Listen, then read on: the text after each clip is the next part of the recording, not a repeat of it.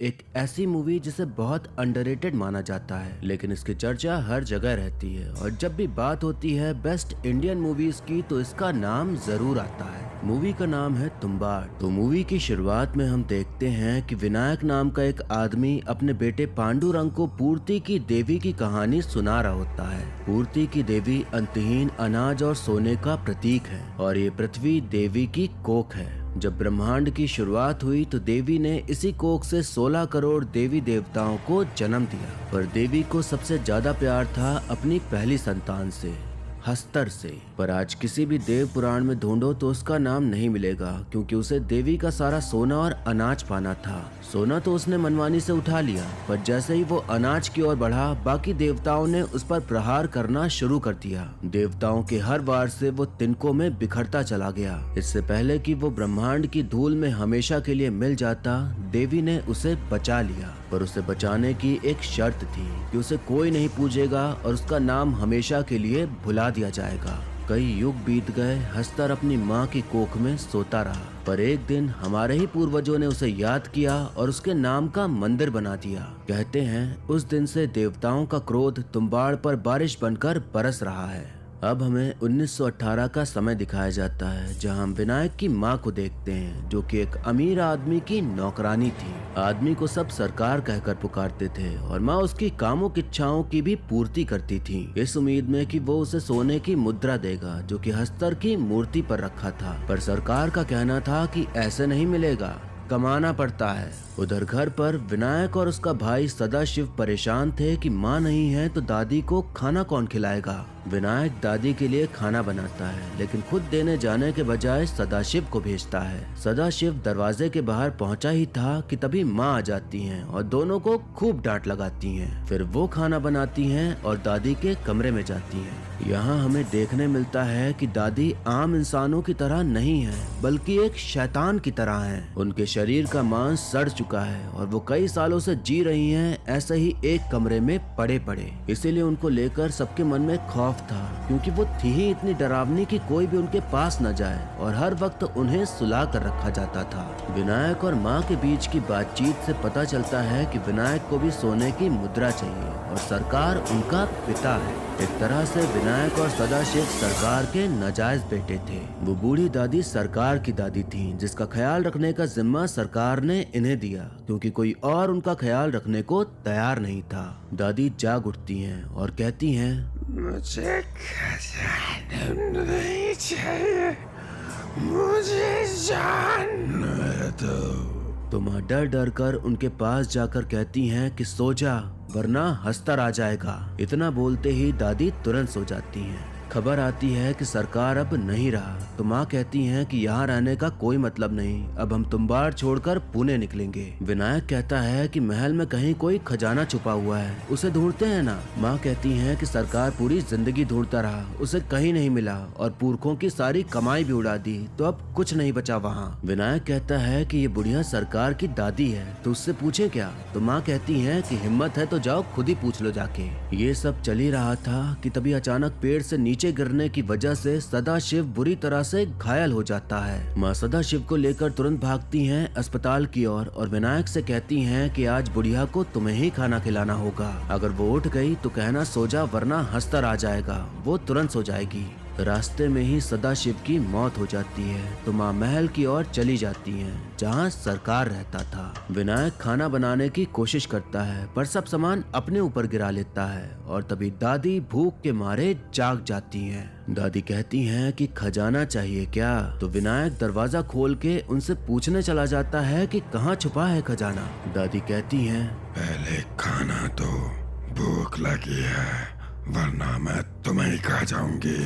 विनायक तुरंत भागता है खाना बनाने, लेकिन वो दरवाजा खुला छोड़ आया था। तो दादी बाहर आकर उसे घसीटते हुए अपने कमरे में ले जाने लगती हैं। विनायक को याद ही नहीं आ रहा था कि माँ ने उसे क्या कहा था, पर कैसे भी करके उसे याद आ जाता है। तो जैसे ही वो बोलता है कि सो जा दादी, वरना हस्तर आ जाएगा, दादी तुरंत सो जाती हैं। माँ वापस आ जाती हैं और विनायक को लेके जा रही होती हैं। तो विनायक जिद करता है कि बूढ़ी दादी को बांध के रखते हैं और तब तक खाना नहीं देंगे जब तक वो बता नहीं देती कि खजाना कहाँ है। माँ उसे सोने की एक मुद्रा देते हुए कहती हैं कि यही चाहिए था ना तुझे, ले और चुप बैठ। तेरा भाई मर गया और तुझे खजाने की पड़ी है, इससे अच्छा उसकी जगह तू मर जाता है। तो तू उस लालची सरकार का ही बेटा ना, तो लालच तो भरा ही होगा। तू वादा कर कि आज के बाद पलट के तुम्बाड़ कभी नहीं आएगा। माँ के इतना जिद करने पर विनायक कहने को कह देता है कि हाँ नहीं आएगा कभी।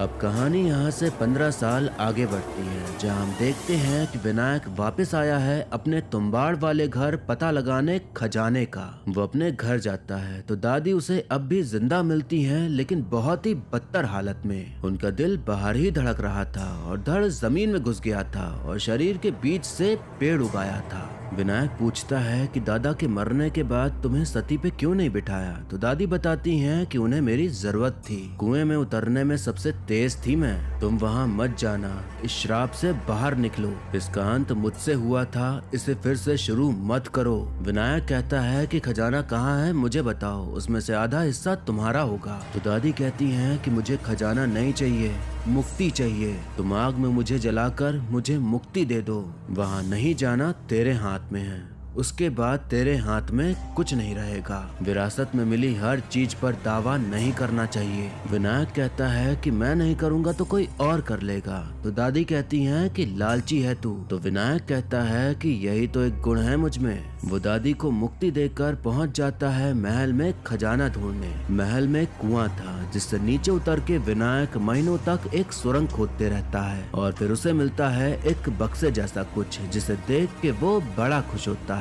वो वापस अपने घर जाता है तो उसके पड़ोसी और बीवी पहले तो उसे पहचान ही नहीं पाते, लेकिन फिर वो अपनी बीवी के साथ खूब प्यार करता है खजाना मिलने की खुशी के मारे। विनायक अफीम का धंधा करने वाले राघव नाम के एक आदमी के पास जाता है जिस पर पहले से ही उधारी चल रही थी। वो उसे ही सोने की मुद्रा का खरीदार बना लेता है और अपना कर्ज भी चुका देता है। विनायक को जब भी पैसों की जरूरत होती वो महल जाता और सोने की मुद्रा ले आया करता, कभी 2, कभी 4, कभी 16, ऐसे ही करके वो मुद्राएं ले आया करता था। तो राघव के मन में ये आता है कि एक साथ सारा क्यों नहीं ले आता। विनायक इतनी मुद्राएं ले आया था कि राघव के पास पैसे नहीं थे खरीदने के लिए, तो अब उसका उधारी शुरू हो जाता है। विनायक की गैर मौजूदगी में राघव विनायक की बीवी वैदेही से पूछने जाता है कि आखिर वो सोना लाता कहाँ से है, पर उसे भी कुछ नहीं पता था।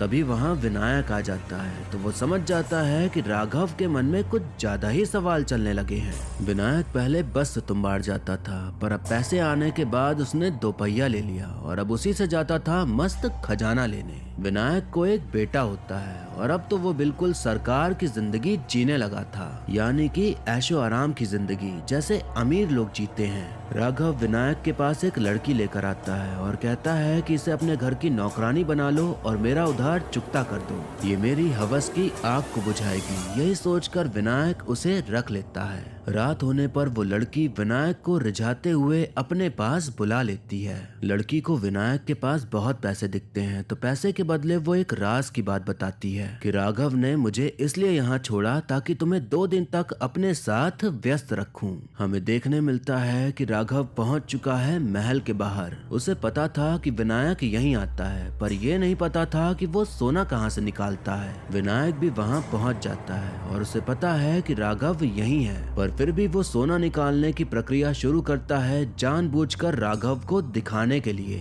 राघव देखता है कि विनायक कुएं के अंदर उतरा और फिर सोने की मुद्रा लेकर बाहर निकला, तो उसे लगता है कि ये तो बड़ा आसान है। विनायक के जाने के बाद राघव कुएं में उतरकर सुरंग के जरिए उस बक्से तक पहुंच जाता है। जब वो उस बक्से को खोलता है तो उसमें सोना नहीं था बल्कि एक सुरंग थी, तो रस्सी के सहारे वो नीचे उतरता है। विनायक गया नहीं था बल्कि ऊपर बैठ के आटे की गुड़िया बना रहा था। राघव जब अंदर पहुंचता है तो उसे देखने मिलता है कि वो किसी जिंदा चीज के अंदर है। सब कुछ एकदम जीवित सा लग रहा था। उसे वहाँ एक डब्बा दिखाई पड़ता है तो वो उसे रगड़ने लगता है, ये सोच के कि जिन जैसा कुछ बाहर निकलेगा। जब कुछ नहीं निकलता तो वो डब्बा खोल देता है। उसमें वैसे ही एक आटे की गुड़िया रखी हुई थी जैसे विनायक बना रहा था। राघव आटे की गुड़िया हाथ में लेके सोचने लगता है कि आखिर इसका क्या काम। तभी कोई शैतान जैसा प्राणी राघव पर अचानक हमला कर देता है। थोड़ी देर बाद फिर विनायक नीचे उतरता है और हमें देखने मिलता है कि राघव दीवार पर जमा पड़ा है और उसका शरीर गल रहा है, पिघल रहा है, अजीब सा हो रहा है। विनायक कहता है कि सो जा राघव, वरना हस्तर आ जाएगा। तो राघव सो जाता है, मतलब वो भी दादी की तरह बन गया था। विनायक आटे से गोला बनाता है और फिर गुड़िया बाहर निकालता है। गुड़िया देखते ही वो शैतान वापस आ जाता है उसे खाने के लालच में। वो शैतान था हस्तर, जो कि आटे के बनाए गोले के अंदर नहीं आ सकता था। विनायक आटे की गुड़िया दूर फेंकता है तो हस्तर उसे खाने में लग जाता है और तभी मौका देख के विनायक उसके पीछे बंधी पोटली खोलता है, जिससे गिरते हैं खूब सारे सोने के सिक्के। वो जल्दी से थोड़े बहुत सिक्के उठाता है और रस्सी से चढ़ते हुए ऊपर जाने ही वाला होता है, लेकिन उससे पहले राघव को जला देता है ताकि वो ऐसे तड़पे ना। खाने के बाद हस्तर तुरंत भागता है विनायक को पकड़ने, लेकिन विनायक फुर्ती दिखाते हुए ऊपर चढ़ जाता है और बक्सा बंद कर देता है। तो कुछ इस तरह से लाता था विनायक सोने की मुद्राएं अपनी जान जोखिम में डालकर। एक गलती और पूरा काम तमाम। अपने समय में दादी भी बिल्कुल ऐसे ही करती थी, पर शायद हस्तर ने उन्हें छू लिया तो वो भी शैतान जैसी बन गई। इसीलिए उन्हें पता था कि खजाना कहाँ है, पर उसे पाने का तरीका इतना खतरनाक ये किसी ने कभी सोचा ना होगा। यही वजह थी कि दादी बार बार विनायक को मना कर रही थी कि वहाँ मत जाओ, वहाँ मत जाओ, क्योंकि जो वो झेल रही थी वो नहीं चाहती थी कि वो भी वही झेले। वैदेही समझ जाती है कि लड़की उसके पति को रिझाती रहती है, तो वो उसे घर से भगा देती है। अब कहानी 14 साल आगे बढ़ती है, जहां हम देखते हैं कि विनायक अब बूढ़ा हो चुका है और अब उसमें इतनी ताकत नहीं रह गई कि रस्सी चढ़ सके। उसका बेटा पांडुरंग बड़ा हो गया है और अभ्यास करता है सोने की मुद्रा चुराकर रस्सी चढ़ने का। उसके पिता ने ही ये अभ्यास कराना शुरू कराया ताकि उसकी जगह वो सोना लेके आए। पर दिक्कत यहाँ ये थी कि पांडुरंग को पोलियो था, तो विनायक को उस पर भरोसा नहीं था कि वो ये काम कर पाएगा। विनायक की 2 बेटियां भी थीं, पर अभी वो बहुत छोटी थी। विनायक ने उसी लड़की को अब भी रखा हुआ था अपने मनोरंजन के लिए, और वैदेही कुछ कहती भी नहीं थी क्योंकि विनायक कमा कर जो लाता था तो वो सब सह रही थी। पैसों की तंगी होने लगी थी, तो ना चाहते हुए भी विनायक पांडुरंग को साथ ले चलने को तैयार हो जाता है वही काम करने के लिए। रास्ते में पांडुरंग पूछता है कि तुम्बाड़ में क्या है बाबा। विनायक कहता है कि अगर कोई ऐसा देवता हो जो तुझे छुए और तू अमर हो जाए, तुझे पता हो कि वो अपरंपार खजाना कहाँ है, तुझे 2 ही काम हो, सोना और खाना,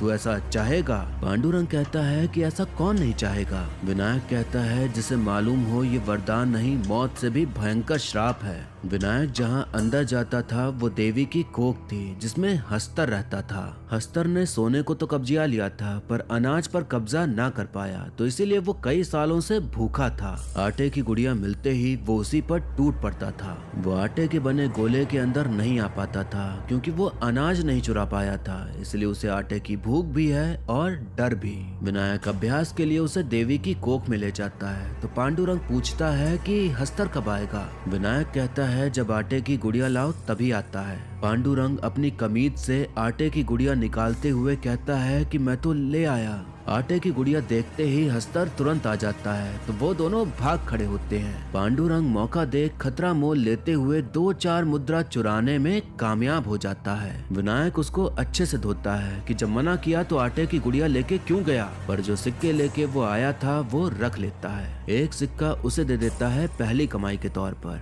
यहाँ ये बात तो साफ हो जाती है कि पांडुरंग भी लालची ही है अपने पिता की तरह, क्योंकि उसे अपनी जान बचाने से ज्यादा सिक्का चुराना ज्यादा सही लगा, या फिर शायद वो अपने पिता को खुश करना चाहता था, इसलिए इतना बड़ा जोखिम उठाया। देश को आजादी मिल गई थी तो अब सब कुछ भारत सरकार के कंट्रोल में आने वाला था, तुम्बाड़ भी। तो विनायक को इस बात की चिंता खाने लग जाती है कि अब वो महल में कैसे जाएगा अगर सब सरकार का हो गया तो, क्योंकि उसके पास तो कोई कागजात भी नहीं थे ये साबित करने के लिए कि वो महल उसका है। पैसा इतना नहीं बचा था कि सारी जिंदगी कट सके। पांडुरंग सुझाव देता है कि क्यों ना हम हस्तर की पूरी पोटली ही चुरा लाएं। हम बहुत सारी गुड़िया ले जाएंगे, वो एक खाएगा हम दूसरी फेंकेंगे, दूसरी खाएगा फिर तीसरी। विनायक को ये आइडिया सही लगता है तो वो खूब सारी आटे की गुड़िया बनाकर पहुंच जाता है देवी की कोख में। उन्होंने जो सोचा था वो सही सोचा था, पर जो होता है उन्हें उस चीज का अंदाजा भी नहीं था कि ऐसा कुछ हो जाएगा। वो सारी गुड़िया निकाल लेते हैं हस्तर को खिलाने के लिए, लेकिन वहाँ एक नहीं कई सारे हस्तर आ जाते हैं। जितनी गुड़िया उतने हस्तर। उन्हें समझ ही नहीं आ रहा था कि अब क्या करें, क्योंकि इस मुसीबत के लिए तो वो तैयार ही नहीं थे। पांडुरंग 2-3 आटे की गुड़िया फेंकता है तो सभी हस्तर आपस में लड़ने लगते हैं उसे खाने के लिए। हमें देखने मिलता है कि एक हस्तर आटे के गोले के अंदर गिरने वाला होता है, पर वो तुरंत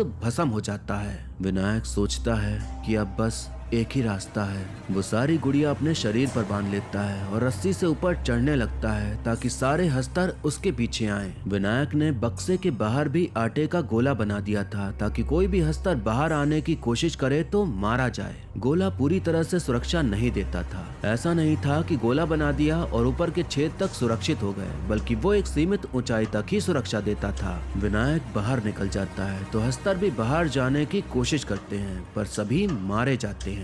पांडुरंग जब बाहर आता है तो पाता है कि उसके पिता बाहर ही पड़े हैं। जब करीब से जाकर देखता है तो पाता है कि उनका शरीर अब राक्षसी रूप ले चुका है। हस्तर के छूने पर उनकी हालत दादी और राघव जैसी हो गई थी। विनायक पोटली चुराने में कामयाब हो गया था, जो कि पांडुरंग को दे रहा होता है, पर पांडुरंग उसे लेता नहीं, क्योंकि उसने आज देख लिया था कि लालच करने से क्या हाल होता है। पांडुरंग अपने पिता को मुक्ति देने के लिए उन्हें जला देता है। विनायक के चेहरे पर मुस्कुराहट थी, क्योंकि पांडुरंग ने पोटली न लेते हुए पुरखों से चला आ रहा लालच का चक्र और श्राप तोड़ दिया। वो उसके जैसा लालची नहीं हुआ कि किसी अपने के जाने का दुख न हो, बल्कि सोना पाने की लालसा हो। वो अपने पिता जैसा नहीं बना। इसी बात की खुशी विनायक को हो रही थी। पांडुरंग कहता है कि बाबा सो जा, वरना हस्तर आ जाएगा, और विनायक सो जाता है। पांडुरंग वहां से निकल जाता है और जाने से पहले उस महल का दरवाजा बंद कर देता है। और फिर इसी के साथ ये मूवी यहीं पर खत्म हो जाती है।